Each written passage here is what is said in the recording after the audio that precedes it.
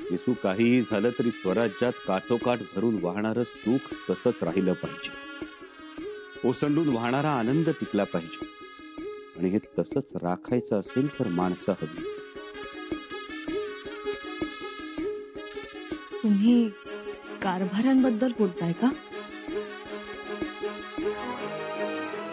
त्यांच्याबद्दलच नाही, अनेकांबद्दल. माणसं तर लागतीलच युवराज, पण त्याचबरोबर आणखीन एक गोष्ट लागेल,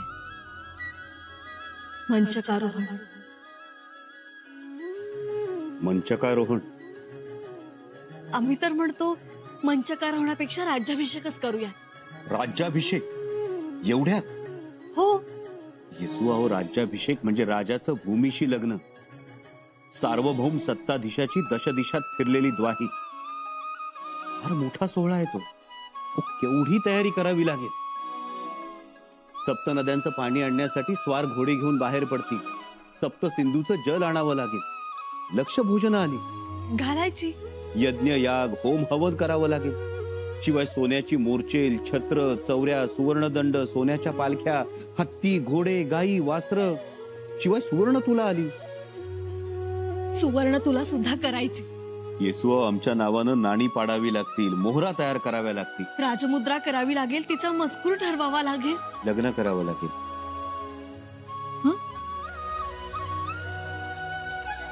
आम्हाला पुन्हा लग्न करावं लागेल तुमच्याशी.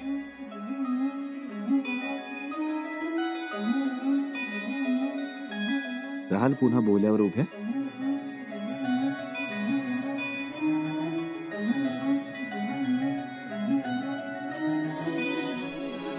युवराज, सगळ्यां देखत आमच्या गळ्यात हार घालावा लागेल. सगळ्यां देखत एवढ्यात जाणतेपणी हार घालायचा म्हणजे आम्हाला काही लाज वाटेल. घरनी विधी आहे तो, करावाच लागेल. मग निमंत्रण पाठवावी लागतील, आमंत्रण द्यावी लागतील, हजारो लोक येतील गडावर. त्यांच्या राहण्याची व्यवस्था करावी लागेल, खाण्यापिण्याची बडदास्त ठेवावी लागेल. आणि हे सगळं करण्यासाठी आपल्याकडे वेळ हवाय. मुख्य म्हणजे या काळात शत्रूची कुठलीही हालचाल असता कामा नये. नाहीतर अर्ध लक्ष राज्याभिषेकात आणि अर्ध लक्ष शत्रूकडे.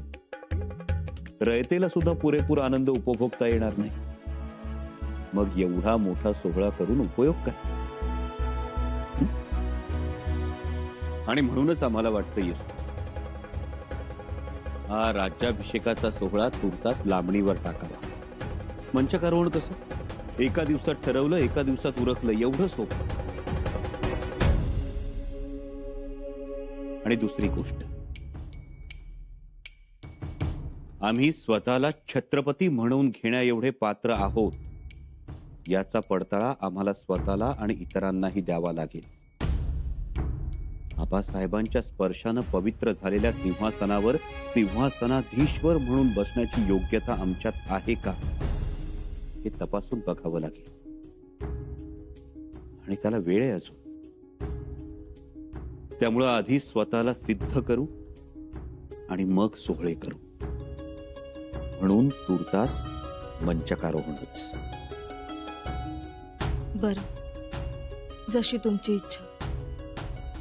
पण राज्यकारभाराची सूत्र हाती घ्याल ना आता? पण येसू, का कोणास ठाऊक, आम्हाला राहून राहून वाटतं. राज्यकारभाराचा गाडा आमच्या एकट्याच्यानं ओढला जाणार नाही.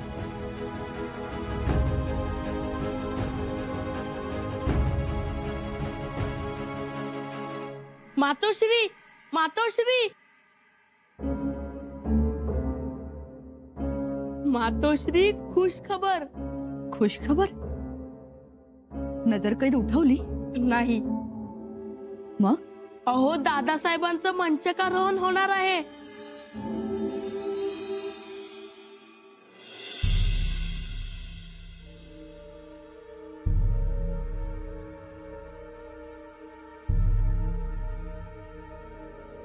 मंचकारोहण?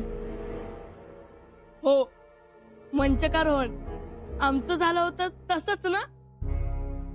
हो, तसंच.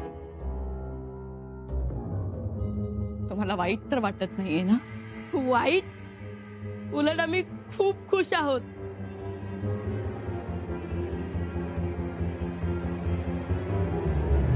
ही 12 हुर जमीन ही इथून अशी रेग मारली तर या दुतर्फा हा आणि इथे काय करताय? काय करताय म्हणजे करतोय आपल्या रेघोट्या मारतोय आकडेमोड करतोय. तर घरात तरी निदान गप्प बसा. नका करू हे चाळे आता. मी रेघोट्या मारतोय आकडेमोड करतोय हे काय चाळे आहेत? अहो मी अशी एक रेघ मारली तर एका जमिनीच्या 2 जमिनी व्हायच्या. एक वर्तुळ काढलं तर गावठाण व्हायचं. आता तुमच्या वर्तुळाची किंमत 0 हो. कावेरी काय बोलताय तुम्ही? चला उठा आता. हो लोक आली असतील तक्रारी घेऊन इजाजत घेण्यासाठी थांबले असतील. देश कुलकर्णी पाटील जरा जाऊन बघता का? हो कोणी येत नाही आता आपल्या दारावर. काय येत नाही? काय येत नाहीत लोक? कावेरी दिवस मला खायला उठतो, रात्रीची झोपच लागत नाही. दिवस सरता सरता सरत नाही. जशी करणी तशी भरणी. काय म्हणालात? काय करणी केली मी? मला का डाफरता? आणि काय करणी ते तुम्हाला ठाऊक. जे केले ते भल्यासाठी केले. बरं आता जुनं नका उगाळत बसू. आंघोळ करून घ्या, मला विस्तव विझवायला. चला पाणी काढते. आता आंघोळ करून काय करू मी? पूर्वी दिवस उगवायच्या आत माझी आंघोळ असायची. दिवस उगवला की अशी समोर पालखी यायची. गडाचा दरवाजा उघडला की सगळ्यात पहिली पालखी या सुरनिसाची आत. पण तुमची मसलत तुमच्याच अंगावर शेकली. कावेरी काय म्हणताय? नवऱ्याचा आदर करायला शिका जरा. आदर आदर केला म्हणून तर. पंत एक खबर सांगायची. कसली खबर? शंभूराच्या मंचकारोहण करणार आहेत लवकर. हा? तयारी सुरू झाली. देव पावला. देव पावला. देव पावला पण आम्ही पावलो पाहिजे ना. तुम्ही मग मंचकारोहण करतील त्याला काय लागतं? पण त्यानंतर राज्यकारभार करता येईलच असं नाही. एक लक्षात ठेवा, लोक या अनाजी पंताची वाट बघतायत. त्यांना आमच्या आदेशाची सवय झाली आहे. पण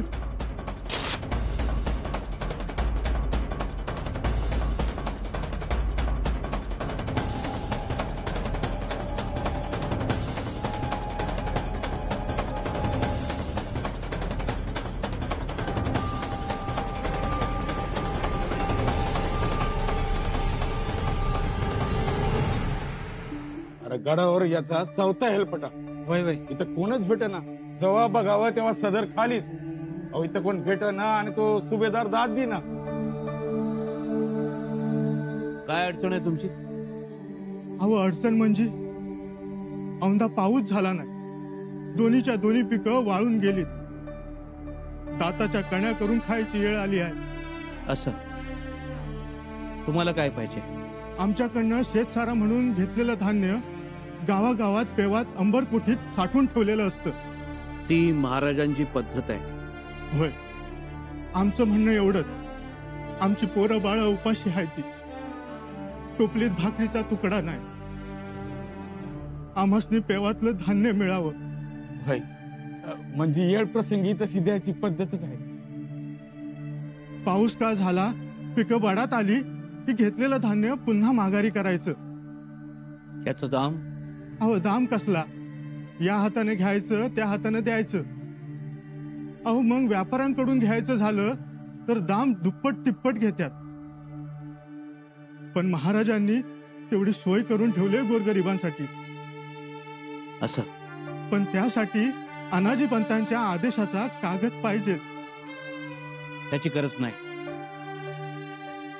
मी निरोप देतो. चिंता नसावी. चिंता नाही, पण जोवर आदेशाचा कागद हातावर पडत नाही तोवर विश्वास कसा ठेवायचा तुम्हीच सांगा.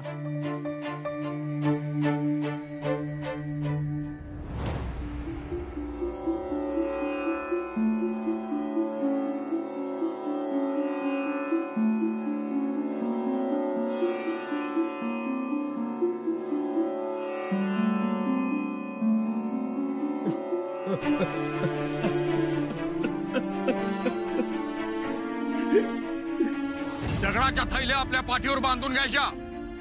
गोफणवाले लोक समोर या. इथं फुरसत नाही आता. चला.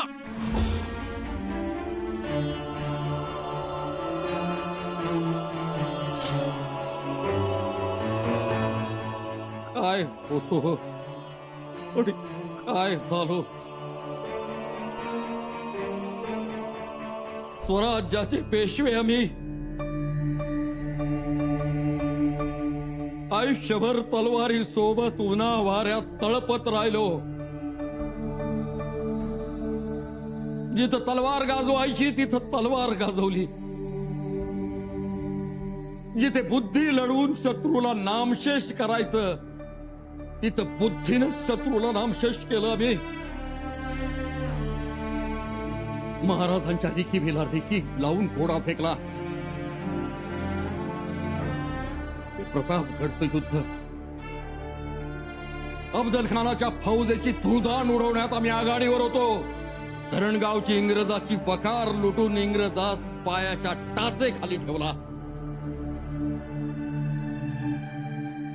पण अनाजी पंत काय गारुड घातलं तुम्ही. महाराज जातात आमच्या डोळ्यावर झापड घालून आमची दिशाहीन फरफट केली तुम्ही. काय करावं, काय प्रायश्चित्त घ्यावं म्हणजे पुन्हा सन्मानानं जगता येईल. आमची सोन्यासारखी आमच्याही पुढे 2 पावलं असलेली आमची मुलं बहिरो आणि निळो पंत त्यांच्या भवितव्यात काय. महाराज महाराज महाराज महाराज. कुणावरही विश्वास ठेवण्यासारखी परिस्थिती नाही युवराज. म्हणजे हे आपलं स्वराज्य आणि हा 5 बाजूचा आपला दुश्मन, कावेबाज शत्रू. वैरजी काका त्याची कल्पना आहे आम्हाला. पण तेव्हा महाराजांच्या जरबेखाली गपगुमानं बसणारा शत्रू होता. आता त्यांनी हालचाली सुरू केल्यात. सिद्धेच्या लोकांनी आपल्या फौजेवर हल्ला केला. आपल्या 80 मावळ्यांची मुंडकी जहाजावर लटकावून मुंबईच्या बेटावर नेऊन दाखवली इंग्रजांनी. आणि आता आपल्याकडनं प्रतिहल्ला होईल म्हणून त्यांनी आपलं आरमार सज्ज ठेवलंय. मोगलांनी चांदवडच्या परिसरात आपल्या फौजा आणल्यात. ऐवंतगड घ्यायचा त्यांचा इरादा आहे. ऐवंतगड? पर आपला कुठलाच गड एवढ्या सहजासहजी नाही जाणार.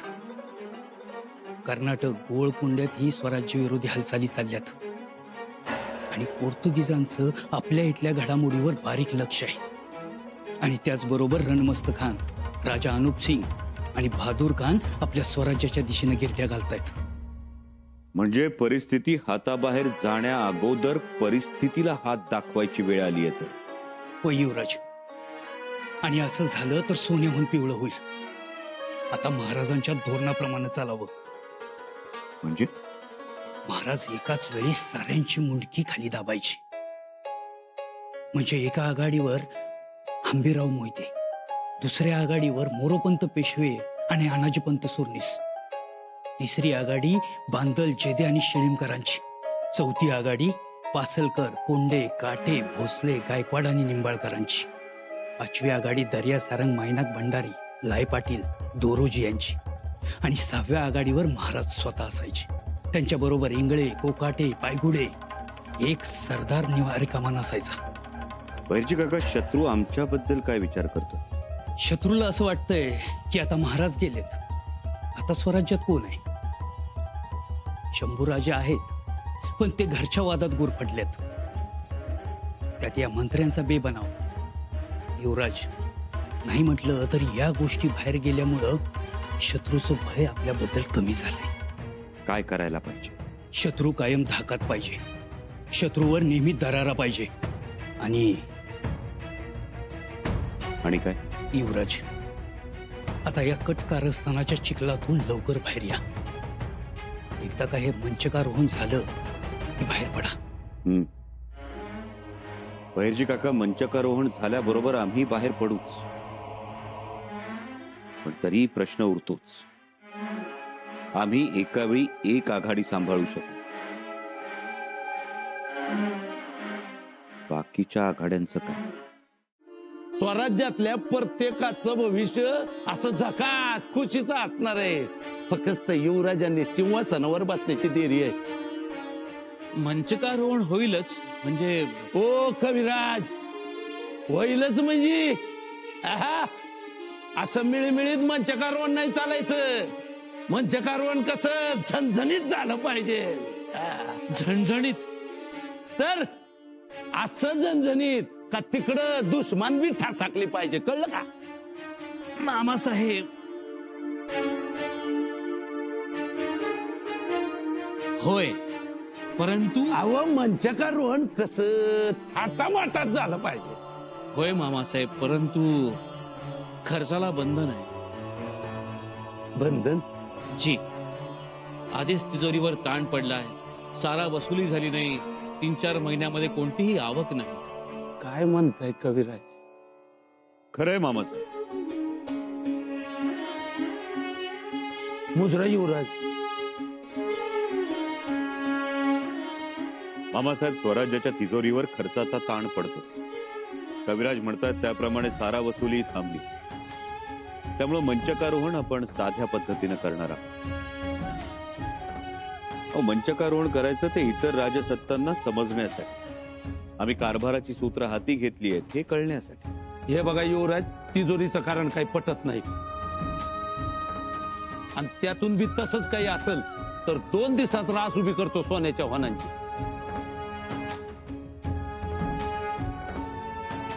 तो विश्वास आहे मामासाहेब. ठीक आहे, मग खरा मसलत सुरू.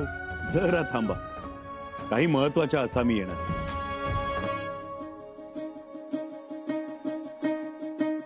युवराज, कोण येणार आहे?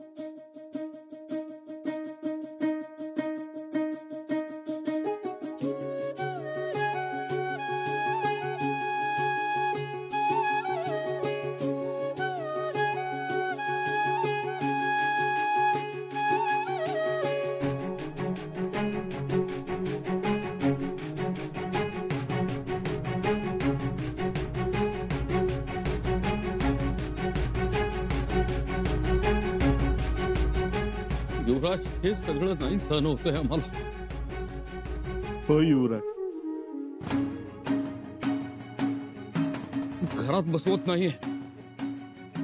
घोड्यांच्या टापांचा आवाज ऐकला की मन सैरभैर होतंय आमचं.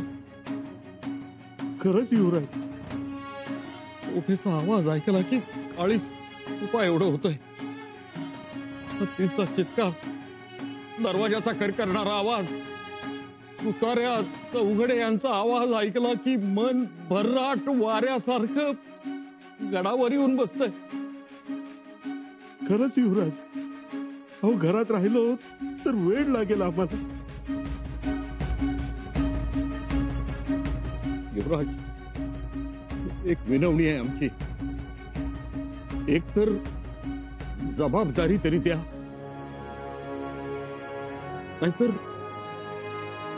नाहीतर मरण तरी द्या.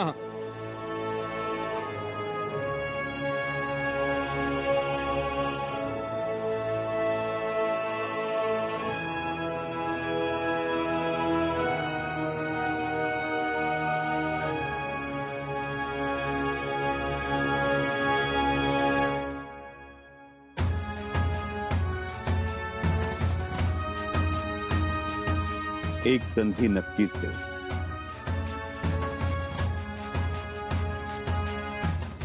तुमच्यासाठी